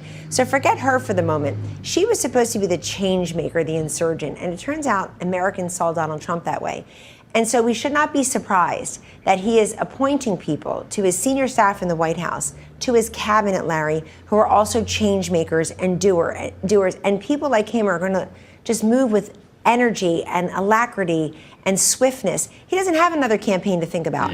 He wants to get in there and take a second chance, the magnitude of which none of us have ever seen. You and I are good Catholics. We all believe in second chances. No one has had a second chance quite as large as his. If I hear one more dopey say on other networks say, oh, he wants loyalists. Just loyalists. Is there an organization or politician of the country that says disloyalists only apply, please? It's such a ridiculous thing, but it's loyalty to the agenda, and it's loyalty to knowing him and the way he works and him knowing them. I'll tell you what they all have in common. There's not a single stranger to him on that list. He knows them all, he understands them, and they, more importantly, understand him. I think that's the way you execute an agenda. One last thing. I know it hurt him financially, legally, personally. It hurt us all when he didn't make it in 2020, when he had to leave Washington. I think it was the best thing possible for this country. I know the country suffered. He and his family certainly suffered. But wow, it made everybody say, let's give him this demographic and geographic domination, vindication of a victory. People moving over, all the changes, the African Americans, Hispanic Americans, the veterans, the union, all of them moving over so that there's no mistake what the mandate is. It is exactly what America's asked him to do, and now he's asking these people to help him do it. And he's responsible for us to have a majority in the Senate. So they should take very seriously their constitutional duties to confirm his nominees. Newt, come back to you on this. I was just reading your article. Been here, a lot of newcomers. And, you know, newcomers, I think, are more likely to be kind of fearless, to like just go at it. They're not worried about future jobs or past jobs. They're just like in there to make a point. And I think that's a very interesting point that you've made. Well, look, I think that's fascinating because in the 9th year of the Trump political involvement, he actually is starting, in effect, a new first term. Traditionally, when presidents get to their second term, they're a little worn out, other people a little worn out. Now you have a brand new, invigorated president, a very solid election, and the people he's appointing are eager and excited, and they share his vision of profoundly changing Washington to make America great again. I think it's dramatic. I agree with Kellyanne. It's dramatically better in an odd kind of way than if he'd stayed in office in 21, because now you have a guy who's had 4 years to think to build a team to crisscross the country. And I think you're going to see the results in a very dynamic presidency. Dude, what's wrong with loyalty? I still can't figure this out. The front pages of every single one of the establishment media are talking, it's like a slur. Oh, he's appointing loyalists. I mean, who should he appoint? Should he appoint enemies? Should he appoint Kamala Harris's research staff? I don't understand this. Loyally? Really? If you believe in something, you should be out there on the front lines. I just don't get that. Well, but that's, Larry, you keep pretending that you're dealing with news media that's news media. These are the propaganda arm of the left. They would love loyalty to the left, and loyalty to the right is a direct threat to their very existence. So from their standpoint, they wish he would appoint a series of sellouts who would do exactly what they want, not what he wants. And I think that he's gotten that message. And I think they said of Grover Cleveland, the only other president to lose and then come back and win a second term, they loved him for the enemies he made. I think Trump relishes the New York Times and the Washington Post and ABC, et cetera, all of them just sitting there with their teeth gritted because he's naming people who actually believe in making America great again, and they're folks who don't believe in that. Kellyanne, is Senator John Thune, the new Senate Majority Leader, up to the task of shepherding Mr. Trump's appointees through and Mr. Trump's agenda through? Yes, I believe so. He has been there for 20 years, and I know in Washington swamp speak that sounds like too long, but he's been in leadership positions. I know he made amends with President Trump earlier this year, which was very smart of him to do. I seem to see him pop up at different center-right events and helping. I think that everyone who helped these Senate candidates get over the finish line in these critical swing states, Larry, most of all President Trump carrying some of them through. They didn't all make it. I think they know that they've got a mandate. One warning, though. I got there first day in 2017. We had 53 senators. We had a majority in the House. And Obamacare was not repealed and replaced. The infrastructure law didn't get passed. Tax Cut and Jobs Act signed into law December 2nd, not March 2nd. So having a Senate majority and a House majority can be a little distorting in terms of what you can get done. I think it's incredibly important for people to realize that the American people have spoken and the Senate should act thusly. We've got some great new senators coming aboard, and I think we have some senators who've been there for a while who were Trump skeptics, if not cynics, who now understand that he has reshaped this party into one where Americans are saying, never again will you tell me how to vote according to my age, my race, my gender, my zip code, my socioeconomic status, or even my political registration. This is the party of the worker. 2/3 of the voters were in the working class, non-college educated, and they have spoken very loudly. So I think I think John Thune understands that, of all races. That's a big change. And I think Thune understands that. Any of the three would have done a great job as Senate Majority Leader. He won fairly and squarely. Let's give him the grace. Newt, I'm going to ask you the same question about the Senate, but I'm especially interested in how you read the House.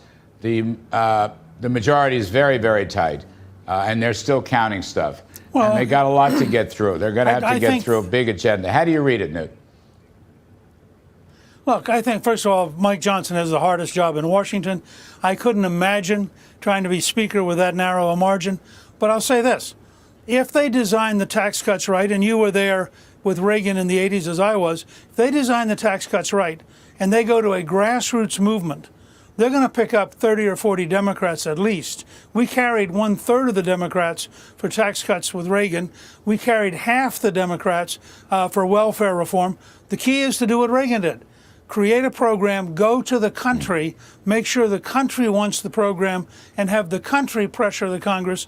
They have to count on every single vote. They should be trying to get 10, 20, 30 Democrats on a regular basis, and then they'll have a comfortable majority in the House. They will not have a comfortable majority in a partisan-only vote.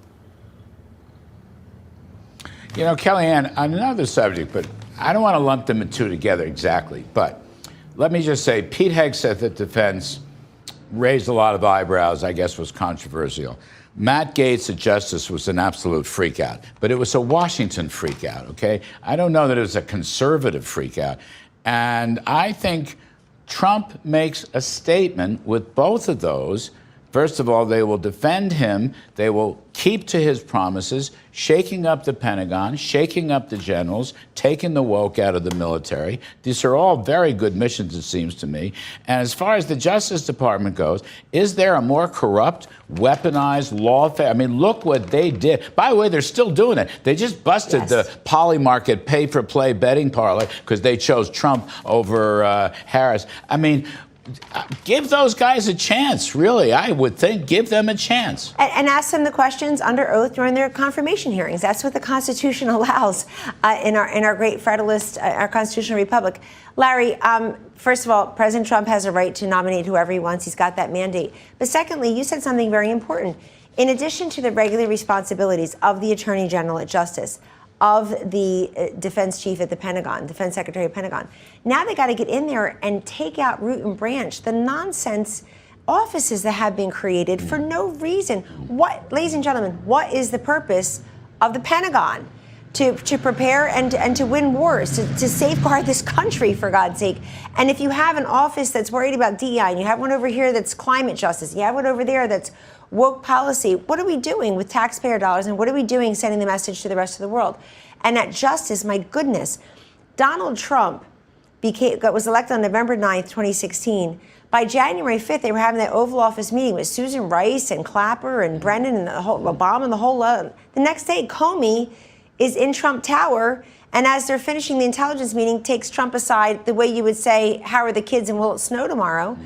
And says, by the way, we're looking into this Russian thing. We don't really know a lot about it. Don't worry. They were after him before he even got there on January 20th through the Justice Department. We know what Strzok and Page were doing. We know, I even forgot all their names, Bruce Orr, Nellie Orr. We know what they were all doing. Not only did they weaponize, they tried to thwart democracy and the will of the people. So excuse me if it takes me a second and to watch everybody clutch their pearls as they complain that Donald Trump may want to actually root that out through Matt Gaetz. And Trump has every right to make sure that that kind of abomination to democracy doesn't happen again. Well, they think he's going to use it to his. They're missing the point. You're making the right point. Right. He doesn't want that to happen anymore. He doesn't want the Justice Department to do that, the seventh floor to do that anymore. And he's absolutely correct. And so he's got a guy in there, as you say, give him a chance. A lot of the charges against Matt Gaetz were phony. They've never been proven. This is, again, part of the weaponization from the Merrick Garland Biden Justice Department. I mean, why should anybody believe them? Look what's happening. The whole thing's falling apart. Oh, please, the never Trumpers, the always wrong never Trumpers are the ones belly aching. They tried to call Trump names. It didn't work. People looked past that. And they tried to elevate the first female president, make history with me. People said, I'd like to make my rent and mortgage first. Newt Gingrich, I really have come to believe that Joe Biden voted for Donald Trump, and I kind of have a hunch his wife, Mrs. Jill Biden, voted for Donald Trump. What you think, Newt? Well, first of all, I think the fact that she wore red to go vote may tell you something. But look, Kamala Harris invites 70,000 people. Think about it. She invites 70,000 people to a rally in front of the White House with President Biden inside the White House and does not invite him out. And then she's shocked that he goes on Zoom and describes Trump supporters as garbage, guaranteeing that his comment will drown out her entire event, which it did. I don't think that was an accident. I think that he was pretty offended personally that she would hold that kind of event in front of his house where he's staying and not inviting. He looked very happy to me in that photo op. He looked very, very happy. Maybe the happiest has been in 4 years. Anyway, Newt Gingrich, Kellyanne Conway, well, you're both remember, fabulous. Thanks Larry, very much for coming by. Thank you for tuning in to the live show. You know what time it is. Yes, y'all. I knew when I saw that video, I'm like, where is the president? And it's like, you are making a speech or you're giving a speech in front of the president's home. And the president isn't going to come down to say hello to the people. I knew that was an issue. And of course, that conversation he had on Zoom or Skype or whatever he had it at, that really paved the way for the OG, the 45th, now the 47th president-elect to win. Really. Okay, so I was asking about Kari Lake. What is going on with Kari Lake, people? You know, I heard about in the chat, Mr. Busky told me about she going through a lot of litigation right now, I guess. Uh, and then someone else, Jenny Cook, spoke about her too.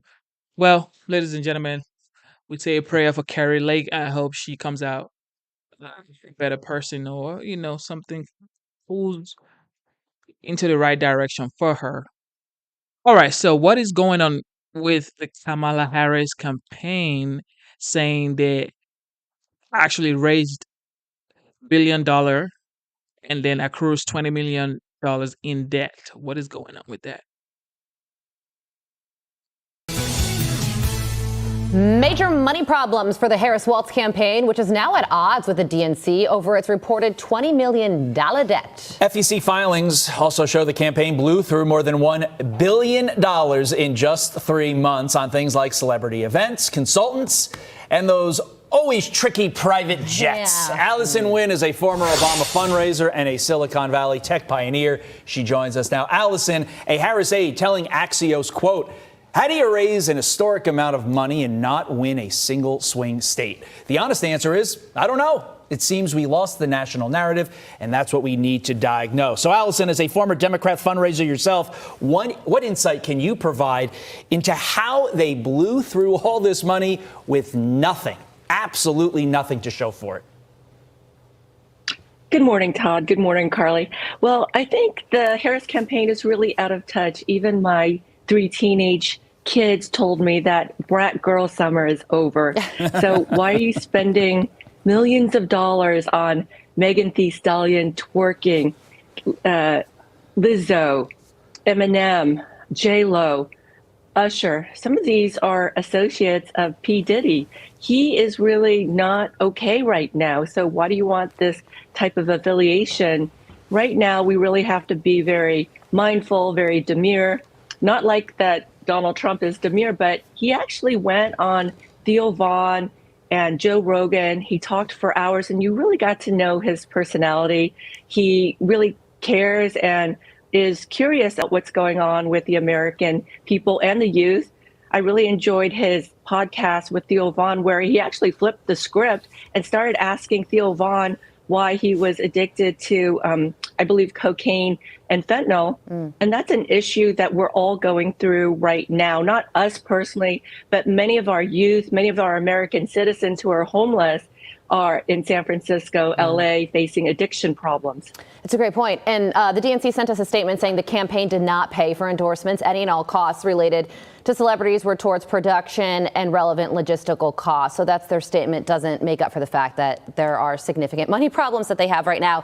And I was reading that the Harris campaign reportedly was expecting the election results to be delayed. So if it took a week to determine who the next president was, they could use that time for people to keep on giving them money, continue to fundraise. But that didn't happen. Donald Trump, he was announced the winner at 2 o'clock the next morning. So all the fundraising stopped, and now they're in this huge money issue. So they are $20 million in debt, Allison. As somebody who's in this world, knows a lot about donors and fundraising, how much of a challenge will that $20 million in debt be for Democrats come 2026 for their midterm reelection campaigns?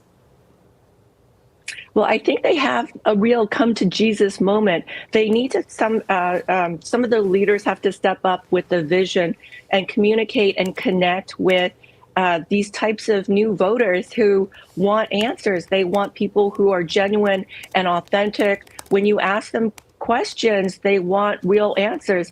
You can't just go on Oprah Winfrey and she asks you very softball questions. And the one hardball question she asked, are we better off today than we were 4 years ago?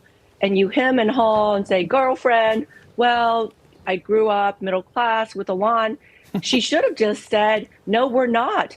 And this is how I'm going to make us better off in the next 4 years, and basically put the line in the sand and say, I was a vice president, he was a president, and if I'm president, I'm going to do this to stop the homeless problem, whether it be rehab for addicted people, plugging up the holes, loopholes for migrants coming through the southern border, things that you can do to help with inflation as well, possibly increase oil and gas production in-house within the United States. We have more oil and gas reserves than anyone else in the entire world combined, and that really contributes to inflation. So real policy questions and with real answers, that's what voters like me want to hear now. Yeah. There's also a quick question. Is it common practice to pay Democrat celebs? I know they said it was a production expense. We didn't actually pay them. If you want to get something through accounting, you call it a production expense when you don't want to be specific. That happens in every business. So quickly, 15 seconds. Is that normal to pay celebs? You know what? I've never really heard of that. I don't think you pay Joe Rogan. I don't think you pay Theo Vaughn. Right. I don't think you pay the celebrities. I mean, do you have to call her daddy? Do you have to pay for the set design? Do you have to spend $100,000 for this? It raises a lot. Look, I knew the Hollywood celebrities they were never going to work. Okay. They were never going to work because people can see through all of that stuff because they know these guys don't live the same life like we do. We pay bills every 30 days. Some pay every 15 days. Electricity bill is up. Some people don't even know this. Most of the celebrities don't even know how much grocery cost. Milk, eggs. Most of the celebrities don't know how much gas costs because they're just living in a different world entirely. So, man, that wasn't gonna work. That was definitely gonna work. And of course, diddler situation was going on. Okay, what's going on with China right here? Somebody better open a GoFundMe for the company. Welcome back. President-elect Trump rounding out his cabinet after his decisive election victory, officially nominating Marco Rubio for the Secretary of State role and picking Michael Waltz, Florida representative, to be his national security advisor. Both picks are harsh critics of China. The Wall Street Journal writes this: Trump is recruiting a team of China hawks, so why is Beijing relieved? They write President-elect Donald Trump is putting together what some China hawks call a tough on China dream team. Still, from Beijing's perspective, it could have been worse. People who consult with senior Chinese officials say that for now, at least Beijing is relieved that several Republicans considered particular threats by the Communist Party, include former Secretary of State Mike Pompeo, are not in the mix. Joining me now is Gatestone Institute senior fellow and author of Plan Red, China's Project to Destroy America, Gordon Chang, back with us. Gordon, great to see you.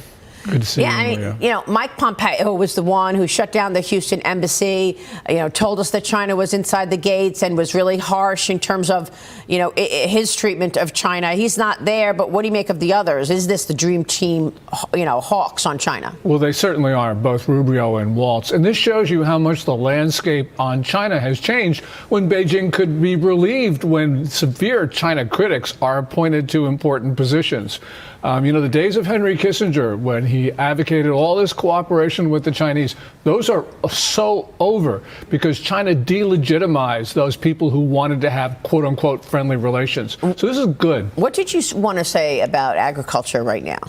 Well, right now you have China buying up large tracts of agriculture and farmland, and no American can buy a square inch in China. So I hope that the new administration comes in through a number of different ways, not only laws, but also using CFIUS, the Treasury-led interagency panel, to make sure that the Chinese don't buy farm and ranch land. It's a great point that the U.S. has no role, no opportunity to do the same. You have a new op-ed in The Hill. It's titled "To China, Trump is Poison." You write this: to the dismay of Chinese leaders who already had to deal with Trump for 4 years, they have not gotten the preferred outcome. They fear they can't talk to Trump through their upper class friends in America, and they want him nowhere near the lower rungs of China. Tell us more about this. Well, the important thing about Trump is that Chinese people really love him. And it's not because of what he advocates. They don't like what he advocates. But the point is, he is so different from their leaders. Xi Jinping is scripted. He doesn't go out in public very often. He speaks in ideological tones. Trump is just sort of unscripted. He just is fresh air. It's like a gale force wind.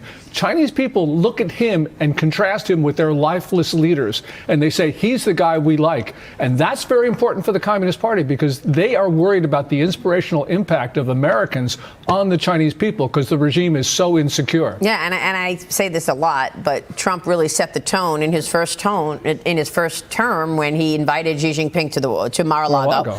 And they had dinner together at Mar-a-Lago, and during dessert, when they were having, as Trump told me, the most beautiful chocolate cake that you've ever seen, he dropped this comment to Xi Jinping saying, oh, by the way, we just sent 13 strikes to Syria because Bashar used chemicals on his people. And, you know, Xi Jinping apparently turned to the translator and said, have him repeat that. He did. He repeated it. But that was the kind of action that Trump took to set the tone for Xi Jinping. Yes, and Xi Jinping was relatively well behaved during the 4 years that Trump was in the Oval Office. It was when Biden came in that Xi Jinping and his good friend Vladimir Putin decided they were going to set the world on fire. So it's no coincidence that for the last 12 days or so, China has been very quiet in the East China Sea and South China Sea. This is really good news. I don't think it'll hold, but I think they're very worried about Trump. They're giving him a wide berth, and they're not doing all of those provocative acts that we have seen so much of over the last 4 years. Well, look what happened over the last 4 years. You had a spy balloon travel across America and hover around our military installations. You had the fentanyl trade pickup. You had the Chinese, organized crime working with the drug cartels to make sure that they're doing drug trafficking and sex trafficking. The list is long. What else? Yeah, well, bullying our service people. Well, and also trying to poison the American political system, as we've seen in this city, in this state, especially. Trying to weaponize ethnic Chinese. So this is an important point where we have China using every point of contact to try to take down our society, whether we're talking about farmland or we're talking about the senior advisor to the governor of New York. So let's talk about the world's largest battery maker, Chinese company CATL, C-A-T-L, now considering building a plant in the United States if Trump allows it. The company's founder and chairman told Reuters he's open-minded to investing in the United States. Now, you know that Trump has floated the idea of allowing Chinese and other foreign car makers to build plants in the United States and hire American workers. Gordon, what about this, having China have its factory here in the U.S.? Well, CATL, certainly not. CATL, battery maker. Goshen, another Chinese battery maker, has plants in Michigan and Illinois. During the campaign, J.D. Vance came in and said, no, we should not allow these Goshen plants in our country. So I don't think they're going to allow CATL in either. And as for Chinese car makers, that's a non-starter, I think, with the American people, because we know that the Chinese engage in these predatory practices. They've been driving Detroit to the wall. I don't think we're going to let them inside the wall. If I'm driving a car that was made in China, are they recording everything? Well, if it's yes, and that's one of the. They're recording me in my car. They're recording you in their car. They're getting all that data about where you're driving and all sorts of patterns. They're using that because they're planning attacks on America. You mentioned the spy balloon. That went over U.S. nuclear weapons facilities. We can't allow this. Yeah, and I think they were sending information back in real time while they were hovering over the military installation. Go ahead. I know you say this is all really scary stuff, and you say that they're going to sort of behave, you said, for now. What do you expect is going to happen over the next, as the Trump administration gets started? Because is it just a window? Are they going to start misbehaving again, or where are we going here? The problem is you have so many domestic pressures inside of China right now to cause Xi Jinping to lash out. You have these extraordinary bike riding movement in the central part of China. You have the rumored detention of a senior Communist Party admiral who is very influential. He's on the party's Central Military Commission. All sorts of things are going wrong inside China. That guy who killed 35 people with his car, that shows you Chinese society right now is very volatile. Xi Jinping may have to react to that in his mind, going after some country or maybe even the United States. President Biden is now heading to the APEC summit. Gordon, I want to get your take on this. The summit is in Lima, Peru. He's going to be meeting with a dozen world leaders. He'll have a one-on-one with Chinese President Xi Jinping on Saturday. The Associated Press says that Biden is headed to the summit with a diminished reputation and that Trump's victory has, quote, pulled the rug out from under the lame duck Democrat. Your reaction? What's going to happen with him meeting with Xi Jinping in China? In Peru for this meeting? Yeah, I don't think very much is going to come out of this because, Biden is leaving his office and Trump has come in with a resounding victory. APEC, the meeting where they are, is a talk shop. Nothing ever happens at an APEC meeting. And nothing ever good happens when an American president talks to a Chinese one, at least during the Biden administration. So I don't think we're going to see any good come out of this. They'll try to constrain the United States by coming to agreements, maybe. But Trump will not respect that. And he shouldn't. He should not. Well, he's leaving office. They don't need him anymore. Yeah, they don't need him anymore. Edward Lawrence, thank you. Thank you for tuning into the live show. Nothing better happen with China. They better keep everything. They better keep everything peaceful. Okay, nothing better happen with China. Okay, nothing. Now this says Trump can unleash American energy. Trump has promised to cut electricity bill by 50% in the first year. So, according to Bottom Line, these two are saying that this is how Trump can unleash American energy. So Biden's war on American energy is on its last leg, and the era of drill, baby, drill is just dawning. The American Petroleum Institute laying out a 5-step roadmap for President Trump and Congress to secure American energy independence, which in turn will help reduce inflation, protect consumer choice, bolster America's geopolitical strength, leverage our natural resources, reform our permitting system, and advance sensible tax policy. Joining us now to break it down, American Petroleum Institute Executive Vice President Amanda Eversole. Amanda, great to see you, but get granular. Let's get into the morass. Name one thing that needs to happen day one, whether it's getting rid of the EPA tailpipe emissions regulations or implementing the permitting process for LNG terminal. Just give me one thing. Well, on day one, President Trump can lift the ban on LNG exports. It's a purely political and partisan activity that the Biden administration put in place, and President Trump should stop it immediately. The potential of America far exceeds anything we've seen, even when you take the first Trump administration into account. McKinsey and Company, which is not a far-right organization at all. In fact, they tend to be more green than a lot of conservatives. They came out with a report a little while ago saying that we could gain an extra 2 million barrels a day out of Gulf oil alone if we release the restrictions on offshore drilling. Do you consider that to be a reasonable suggestion? If you can get 2 million barrels extra a day just from the Gulf, how much more do you think we could pump out of the ground in total? Well, David, I think the question is simple. The world continues to demand more and more energy. And the question is, where is it going to come from? There are nearly 11 million people in this country that work in and around the oil and gas industry, and we make it the most sustainably, the cleanest, and the most reliable in the world. So the question is, do we want it to come from the United States of America, or do we want it to come from, potentially a bad neighborhood around the world? I vote for the USA. I got into a nasty argument with a family member who's not a Trump supporter today about who was better for the nation in terms of the economy, for jobs, prosperity when it comes to energy, Trump or Biden. And I said, U.S. energy production exceeded consumption in 2019 for the first time in 62 years.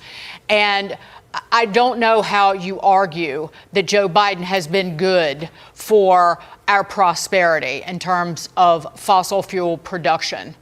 How do you argue that? Well, it's no secret that we had a number of strong objections to the policies of the Biden administration. But the 5-point plan that you referenced earlier is really solutions for American energy to help reduce inflation and to secure our energy future. And what's important about that is that there are 20 very specific proposals, including lifting the EV mandate, including on day one, lifting the LNG pause, that really should be bipartisan solutions. It's frankly really hard to disagree with any of those particular solutions put in place because American oil and gas companies need long-term durable energy policy, and we're coming to the table with solutions. You know, it's not just about money. Money is important. Obviously, it's important to have energy independence, but it's also our lives that are our day-to-day lives that are being affected. We could put up a picture of what I've been cooking on for the past 8 months. 2 hot plates, something that we did back when we were in school. That's because they cut off our natural gas in our building 8 months ago. We've been cooking on hot plates for that length of time. I mean, that's where this administration, the Biden-Harris administration, wanted to end natural gas as we know it for a lot of people. We know that's the direction they were going. Are we settled now that we are going to be off of our hot plates? We can get back to our gas ovens? Look, I think the voters spoke definitively last week, and we saw American energy was on the ballot, certainly in states like Michigan with the EV mandates, certainly in states like Pennsylvania with LNG. And the fact of the matter is, American consumers, American voters do not like heavy-handed mandates. And so what are we going to do going forward? We're going to let the markets work, and we're going to let American energy drive solution and progress for affordable, reliable, and cleaner energy. And yes, that means more American LNG. And get rid of that new methane tax, which is a mini carbon tax, which is also. According to the OG, the 45th, now the 47th president-elect, he has promised to give clean energy, affordable energy, and slash the electricity bills by 50% within 1 year. Okay, ladies and gentlemen, this is a short stream. We've been streaming for almost 2 hours now. Instead of looking for perfection, seek for consistency. Never give up on yourself. Never give up on your dreams. Never give up on God. Believe in yourself. Believe in your dreams. Believe in God. Okay? Thank you to the moderators in the chat. Thank you to the veterans in the chat. We're going to be here tomorrow. Tomorrow, let's say afternoon/evening, we're going to come back here. I have to be at the hospital in the morning. It is what it is. God is great, regardless of what you're going through. Just know God is with you during your journey of trials and tribulations. God is with you, okay? Thank you so much, guys. I love you guys. Your boy Genesis is signing out. God bless you guys. Thank you.